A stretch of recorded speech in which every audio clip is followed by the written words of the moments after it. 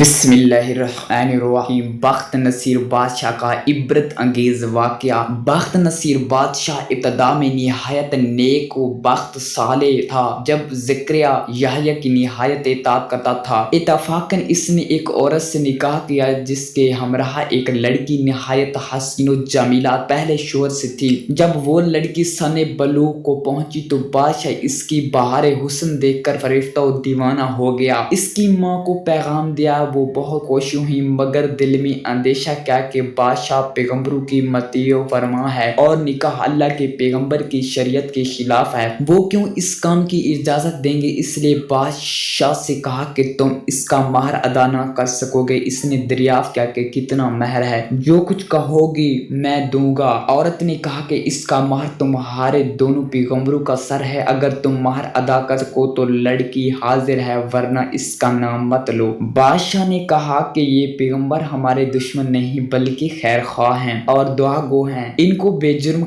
بے گناہ قتل کرنا ظلم عظیم ہے، اس کے سوا کچھ مانگو جو مہر کا ہو مجھے منظور ہے۔ اس نے کہا کہ اس کے سوا کوئی مہر نہیں ہے۔ بادشاہ نے ہوائے نفسانی سے مغلوب ہو کر فوج کو حکم دیا کہ دونوں بے گناہوں کا سر کاٹ کے لاؤ۔ حکم کے باوجود سپاہیوں نے جا کر اول حضرت یحییٰ کو بیت المقدس میں قتل کیا۔ حضرت زکریا یہ حال دیکھ کر جنگل کی طرف بھاگ نکلے، فوج پیچھے ہوئی اور شیاطین نے ان کی رہنمائی کی۔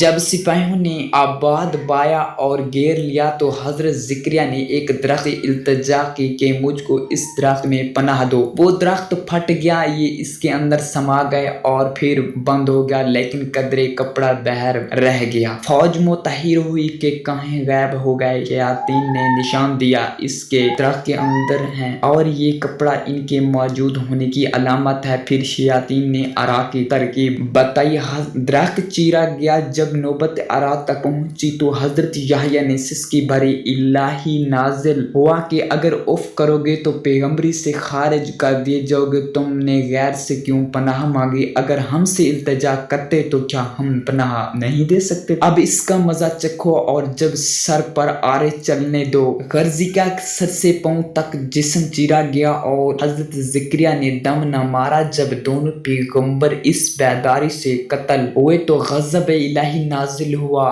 دن تاریک ہو گیا اور ایک بادشاہ خون خوار لے کر چڑھا، اس شہر کے باشندوں کو گرفتار کر لیا۔ حضرت یحییٰ کا خون بند نہ ہوتا تھا، جب قبر میں رکھتے تھے تو قبر خون سے لبریز ہو جاتی تھی۔ بادشاہ کے لشکر نے قسم کھائی کہ جب تک خون بند نہ ہوگا میں قتل سے باز نہ رہوں گا۔ ہزاروں آدمی بے دردی سے قتل کر دیے لیکن خون بند نہ ہوا۔ اس وقت ایک شخص حضرت یحییٰ کی لاش پر آیا اور کہا کہ تم پیغمبر ہو یا ظالم؟ ایک خون کے بدلے میں 1000 آدمی قتل ہو چکے، اب کیا سارے جہان کو قتل کرواؤ گے؟ اتنا کہنا تھا کہ خون بند ہو گیا۔ جامع و دمشق میں حضرت یحییٰ کی قبر ہے۔ حاصل عرض اس بیان سے یہ ہے کہ اللہ کے کسی سے استطاعت نہ کریں، سوائے اللہ سے کسی سے مدد نہ مانگیں۔ جب ایک نبی کو بھی اللہ تعالیٰ نے بطور تنبیہ کے آرے سے چروایا تو ہماری حیثیت کیا ہے؟ چنانچہ اس لیے اس واقعے سے سبق حاصل کر کے ہمیں چاہیے کہ نہ تو کبھی کسی پر ظلم کریں اور نہ اللہ کے سوا کسی سے مدد مانگیں۔ اللہ ہم سب کو عمل کرنے کی توفیق عطا فرمائے، آمین یا رب العالمین۔